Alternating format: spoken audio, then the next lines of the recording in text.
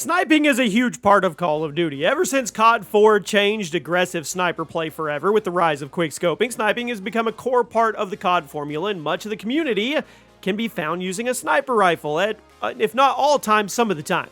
But if you're a sniper, what's your weapon of choice? What rifles do you avoid? What are you looking for the perfect sniper rifle? What is up, everybody? Chaos here. Today, we're going to run through Call of Duty history, which we've ran through many, many times, from COD 4 all the way to the new Modern Warfare 2 title. We are going to take a look and focus in on the absolute worst sniper in every single game. Now, keep in mind, I am not a diehard sniper, so my opinions may not be the popular ones in some cases, but I tried to be as objective as I could. So you let me know what your picks are in the comments, drop a like, and guys, remember, Chaos Comics over on Twitter, we are giving away so much stuff for the rest of the year. Make sure you get over there and give the Twitter a follow. COD 4 has to be the Dragunov. This is easy. I mean, this one's more due to the amazing sniper lineup in COD 4 than the actual performance of this gun, but don't worry, there's others where the example is that. Wasn't a great gun. It wasn't terrible. Semi-auto sniper had some hefty sway and recoil, but it had a relatively generous one-shot kill range that you could take full advantage of in hardcore. Now, it had a bit of a fan club back in the day, but if we're talking about stats and what makes a sniper, I think we're all going to agree it's the worst in the game. The other snipers were all either more lethal or easier to use, and the drag just didn't pack enough of a punch to be worth the drawbacks. Now we go to World at War. Man, I miss World at War. The Springfield. Before you dislike the video, let me explain. Slow down. If you know your COD history, you know that 4 of the 5 sniper rifles in World at War are all identical with damage stats and only differed from one another in their handling and their fire rates. The one you preferred totally came down to personal preference. So why would I say the Springfield was the worst? It's simple. The iron sights were misaligned. If you used a scope on your snipers, you never noticed this. But if you were trying to iron sight sniper, which was super fun back in this game, the Springfield was by far the worst choice because it did not shoot straight that way. If you never noticed it, there you go. A little piece of COD trivia for you. Modern Warfare 2, another easy pick. The WA 2000. Now, I have waffled a couple times on this in the past. There's only 4 snipers in the game. 2 of them were amazing, the Intervention and the Barrett. But then you had these two weird, just niche snipers that not a whole lot of people ever used. You had the M21 EBR, which kind of functioned like a FAL with a scope. And then you had the Wawa, which functioned like a Dragunov. But it had more power, I guess, than your average semi-automatic. But it came with a laundry list of drawbacks. The magazine, small. The one-shot kill box, small and inconsistent. The sniper rifles, they were all capable of more. Why would you ever take the WA in a battle when the Barrett and the Intervention are sitting right there calling to you? Guess what? You wouldn't. Black Ops 1, the Dragunov. I've called this the worst sniper in COD history multiple times, and I'm still there. It was a joke that nobody can defend it. It was one of your starting rifles, had hefty idle sway, recoil was bad, but a potential one-shot kill, I guess it was there. The one-shot kill range on the Black Ops 1 Dragunov was tiny. It was inconsistent. It was a nearly impossible weapon to use consistently. The fire rate was painfully slow. If you hit somebody, you didn't kill them, guess what? They had plenty of time to just traverse away or come up and stab you in the face before you could return fire. It was terrible. We all know it. Let's move on.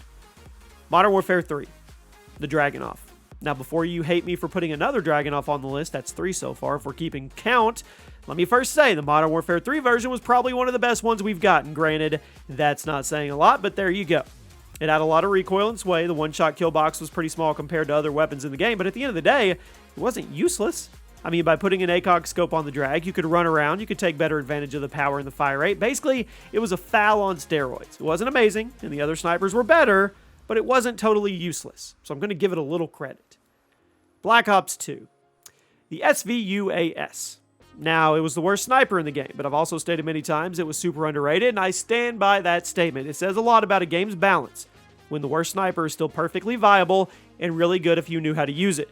Semi-auto sniper, very low recoil, pretty decent fire rate cap, but it could still kill in a single shot to the head from any distance. There weren't many maps in Black Ops 2 that complemented hard scoping, but if you were on a map like Turbine or maybe Drone, the SVU could get some insane kill streaks if you hung out in the center lanes. Call of Duty Ghosts. The VKS. Pretty cool on paper, didn't get a lot of use online. It didn't have very good one-shot kill range. It did have an integrated suppressor, which was cool, but it was also one of the only snipers in COD history at that time to actually have damage fall off at range. This meant, beyond 40 meters, The VKS became far less consistent. It was already kind of inconsistent in that department. So there you go. I guess the integrated suppressor was nice, but if you couldn't get one-shot kills with a sniper very easily, you're not going to run that gun. Advanced Warfare. The NA-45, you probably remember this as the explosive sniper rifle, and while it was an awesome concept for a weapon, it didn't turn out good in practice. It was kind of like the XMGs in the sense that it looked cool, it sounded cool, it was super satisfying to get kills with, but in terms of actual viability, it just wasn't that good compared to other weapons in the category. It fired a tracker shot, and then an explosive shot, but it had some really weird traits and behaviors that made it hard to get your shots off properly, especially when someone is double jumping every 5 seconds. It was also hard to use when the game that it was already difficult to snipe in, so yeah. Black Ops 3. The Dragoon. One of the most hated DLC weapons of all time. It was intended to be a callback to the classic COD snipers, and instead, it found itself as the absolute bottom of the tier. Bolt-action sniper, really slow, really heavy, similar to something you'd find in Black Ops 1 or maybe the original Modern Warfare. It was a cool idea, and bringing an old-school gun into a modern COD game, but that was also the problem.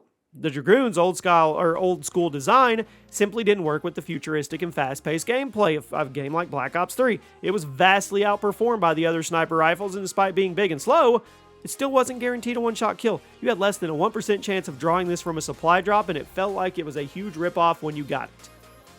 Infinite Warfare. Has to be the Proteus.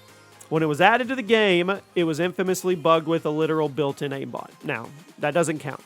Hardcore modes, you could take a shotgun sniper hybrid for a spin, fly around the map, fire shots, and get one-shot kills. But after it was patched, it was very average. It didn't have a whole lot of purpose. A shotgun sniper hybrid is weird enough already, but when neither version of the gun is good, it kind of kills any reason to use it. It wasn't awful, but it will always be remembered for its broken introduction rather than its true self. COD World War II. The 3-line rifle. There was a lot of snipers in this game once all the DLC was released. In fact, I think it had the most total snipers of any COD game, but that doesn't really mean much if they're not fun to use. Granted, most of them were.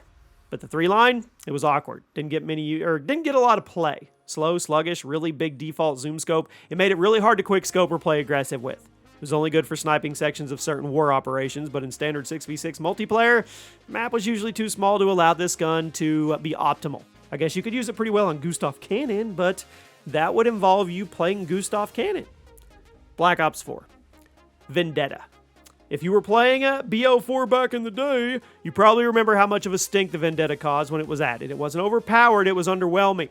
The DLC season for Black Ops 4 was very spotty, not very consistent. Stuff was constantly pushed back, it was delayed for one reason or another. When the first DLC sniper rifle was added, people were let down. Despite being a sniper, it was a semi-automatic. It could take 3 to 5 shots to kill. You heard me right. I mean, it could fire quickly and it was super accurate, but 3 to 5 shots to kill with a sniper? Nah. Modern Warfare 2019.